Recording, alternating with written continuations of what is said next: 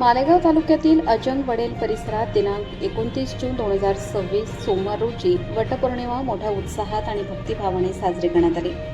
सकाळपासूनच विवाहित महिलांनी पारंपरिक वेशभूषा परिधान करून वडाच्या झाडाची विधिपूर्वक पूजा केली। वडाला दोरा गुंडाळून अखंड सौभाग्य, पतीचे दीर्घायुष्य आणि कुटुंबाच्या सुख समृद्धीसाठी प्रार्थना करण्यात आली। यावेळी महिलांनी वटपौर्णिमेची कथा श्रवण केली, तसेच एकमेकींना कुंकू लावून शुभेच्छा दिल्या। संत बाळूमामा मंदिर परिसर, स्वामी समर्थ केंद्र, अजंग, प्रशांत नगर तसेच वडेल गावातील माता आंबे मंदिराजवळ अशा विविध ठिकाणी हा उत्सव मोठ्या उत्साहात साजरा करण्यात आला। मंदिर परिसरात भक्तांची मोठी गर्दी पाहायला मिळाली। अनेक ठिकाणी धार्मिक व सांस्कृतिक कार्यक्रमांचेही आयोजन करण्यात आले होते।